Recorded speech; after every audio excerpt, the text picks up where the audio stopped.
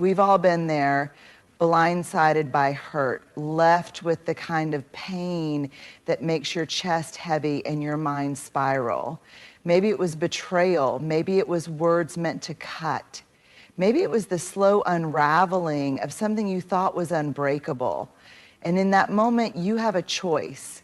You can react exactly how they expect, rage, tears, a storm of emotions, or you can do something different. Pain is an inevitable part of life. It comes in different forms, sometimes as a sharp betrayal, other times as a slow ache of disappointment.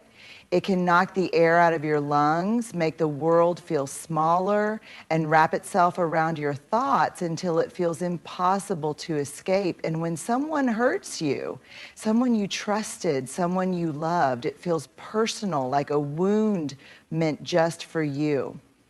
But here's what we often forget.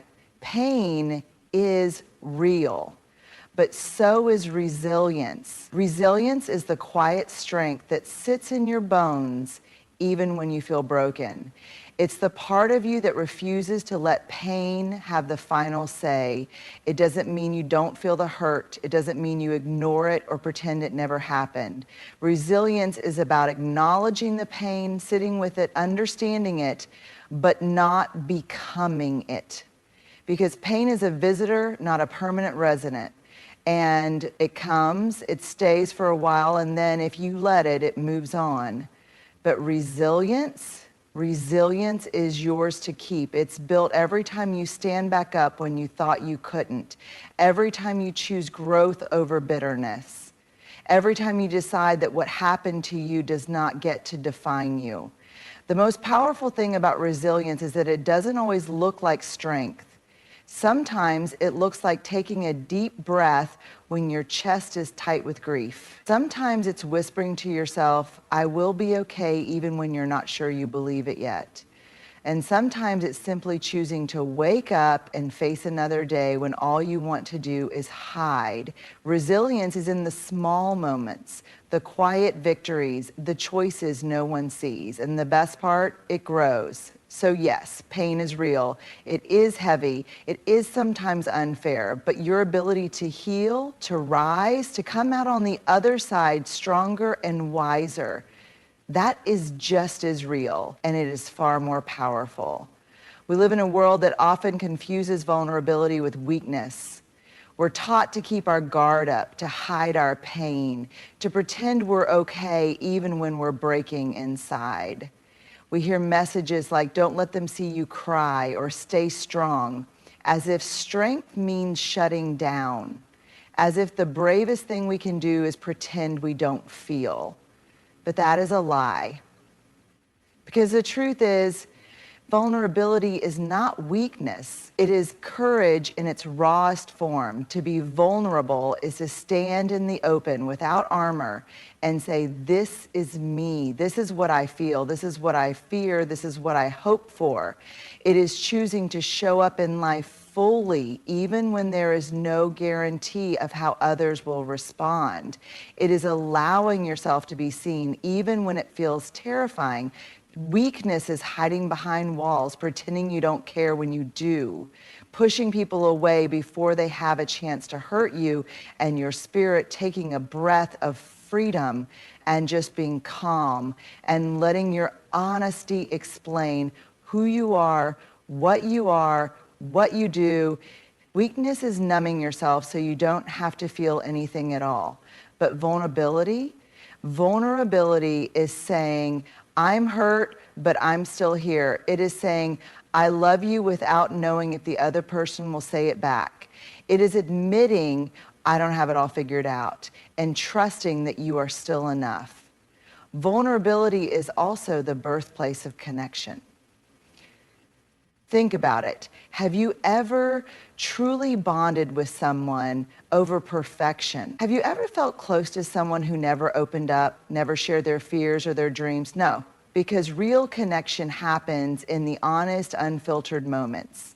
It happens when someone says, me too, I felt that way too. It happens when we let go of the act and allow ourselves to be human together. And yes, Vulnerability comes with risk. When you open up, there's a chance you could be hurt, but there's also a chance you could be loved, understood, and supported in a way you never imagined. And that is worth the risk. So the next time someone tells you vulnerability is weakness, remind yourself, only the strongest people have the courage to be seen for who they truly are. And that kind of strength is unbreakable. We live in a world that often tells us to guard our hearts, to be tough, to keep our emotions under control. From a young age, we are taught that showing feelings, especially the raw, unfiltered kind, makes us weak. We hear things like, don't be too sensitive, never let them see you cry, or stay strong. Strength, as society defines it, is often equated with emotional toughness, detachment, and an unwillingness to let others see the fragile parts of us. But that idea couldn't be more wrong, because the truth is, vulnerability is not weakness. It is one of the greatest signs of strength. Think about it. What takes more courage? Hiding behind a mask of indifference, pretending you don't care, shutting people out, or standing in the middle of your truth, opening yourself up, risking rejection, and still choosing to show up fully? It is the latter. Vulnerability is not for the faint of heart. It requires bravery, self-awareness, and an inner resilience that many never tap into because they are too afraid of what might happen if they allow themselves to be seen. The fear of vulnerability. Why do we resist vulnerability so much? Because it feels dangerous. It feels like standing unarmed in a battlefield with no way to protect yourself if something or someone strikes. Vulnerability requires us to let go of control, to step into uncertainty, and to trust that even if we fall, we will be able to get back up. We fear that if we reveal our true selves, people will judge us. If we express love, we might not receive it in return. If we admit we're struggling, we might be seen as incapable. But here's the irony. The very thing we fear is also the thing that can set us free. Vulnerability is the birthplace of connection. Look back at the most meaningful moments in your life, the moments when you felt truly connected to another person, the moments when you felt seen, understood, and deeply valued. Did those moments happen because you were pretending everything was perfect? Or did they happen when you let down your guard and allowed someone to see the real you? True connection is impossible without vulnerability. We don't bond over perfection. We bond over shared struggles, over deep conversations, over admitting that we don't always have it all figured out. Think about the relationships that have meant the most to you. They weren't built on small talk and surface level interactions. They were built on truth, on the willingness to open up, to be honest, and to let another person into the places we often try to hide. The strength in being seen, when you choose to be vulnerable, you are saying, I am strong enough to let you see me even when I'm not at my best. That takes courage. Because vulnerability isn't just about emotions. It's about stepping into the unknown without a guarantee of how things will turn out.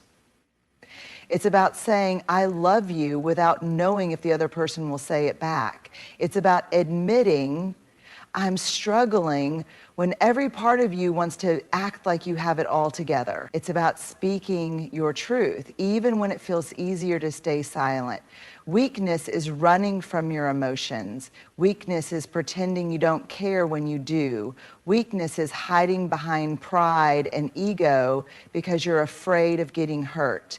But vulnerability is strength. It is choosing to be real in a world that constantly tells you to be something. It is allowing yourself to be fully seen, flaws and all, and knowing that your worth is not dependent on anyone else's acceptance, the risk and the reward. Does vulnerability come with risk? Absolutely. When you open up, there's always a chance you could be hurt. Someone might reject you. Someone might take advantage of your openness. Someone might not understand. But what's the alternative? Living behind a wall, never letting anyone in, missing out on deep, meaningful relationships because you were too afraid to take a chance. The most beautiful parts of life exist on the other side of fear. And while vulnerability doesn't guarantee you won't experience pain, it does guarantee that you will experience life fully. It means you won't go through life wondering, what if? Because you will have had the courage to try. Vulnerability is freedom. When you stop seeing vulnerability as a weakness, something shifts inside you. You stop seeking approval and start living authentically. You stop pretending and start connecting. You realize that you are already enough.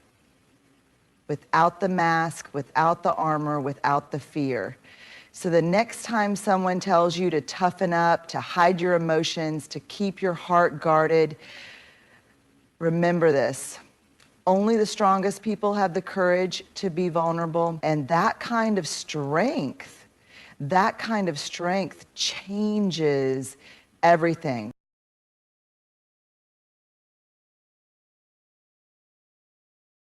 Revenge. It's a word that carries weight, emotion, and a sense of justice. When someone hurts us, betrays us, or wrongs us in ways we never expected, our first instinct is often to retaliate, to make them feel the same pain they inflicted on us. We think that if we can make them suffer, if we can show them what they lost, if we can prove that we are better off without them, we will somehow feel healed.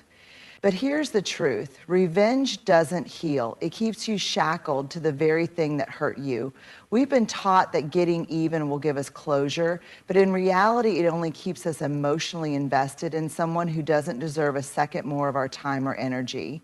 The real revenge, it's not anger, it's not payback, it's not proving a point. The best revenge is indifference. Why indifference hurts more than retaliation? People who hurt you expect a reaction. They expect anger, sadness, a dramatic confrontation, something that reassures them that they still have an impact on you. They want to believe they are still in your mind, still controlling a part of your emotions. But what happens when you don't react? What happens when you move forward as if they never existed? That's when the power shifts. Indifference is unsettling, it's confusing, it's the loudest silence you can give. It sends a message stronger than any words ever could. You no longer matter to me. And nothing is more painful than realizing you have no hold over someone who once cared about you. Holding on to resentment only hurts you. When someone wrongs you, it's natural to feel hurt, angry, and betrayed. But holding on to those emotions for too long turns into poison. While you're replaying the pain in your head, while you're thinking of ways to make them regret what they did, they're outliving their life. The more you focus on them, the more you keep them relevant in your story, and that's exactly what they don't deserve. Indifference, on the other hand, is liberation. It means they no longer take up space in your mind. It means their actions no longer dictate your... It means you've moved on, not just physically, but mentally and emotionally. The power of moving on without a show. We often want our healing to be seen. We want the person who hurt us to notice that we're thriving, to realize that we're doing better without them. But here's the thing. When you're truly indifferent, you don't need them to notice. Indifference is not about pretending not to care. It's about actually not caring. It's about getting to a place where their existence no longer affects yours, where you no longer check their social media, where their name no longer triggers emotion, where you don't need validation from them or anyone else. It's about knowing that your growth, your happiness, and your success were never dependent on their presence in your life. How to achieve true indifference? Indifference isn't something you fake.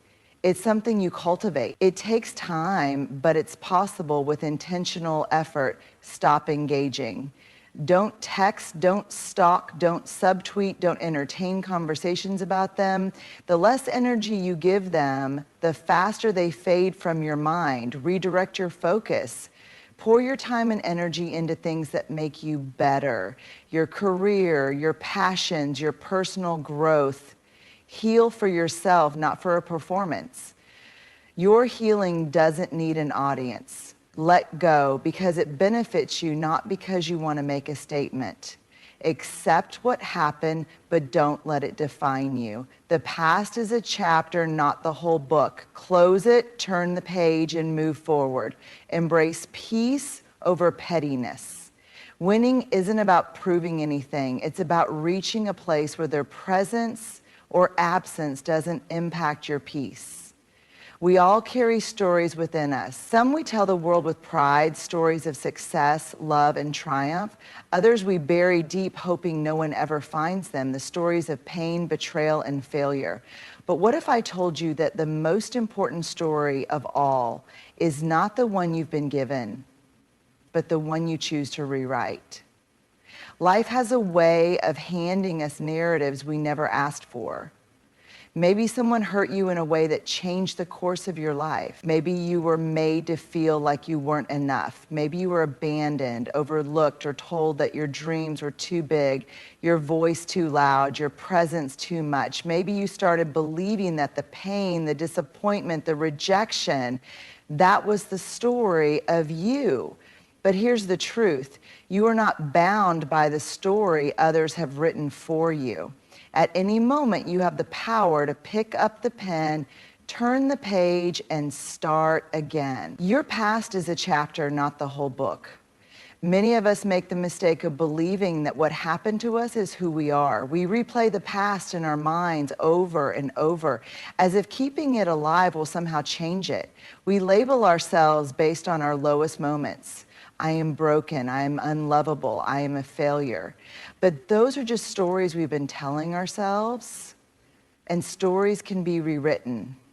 Think about the books, the movies, the great stories that inspire us. They all have moments of struggle, heartbreak, and loss. But what makes them powerful is that the character refuses to stay stuck in that moment. They rise, they learn, they change, and so can you. Your past may have shaped you, but it does not define you. The pain you have endured is real, but so is your ability to transform it into something greater. The story is still unfolding, and you are still the author. Taking back the pen. So how do you rewrite your story when everything in you still feels tied to the past? You start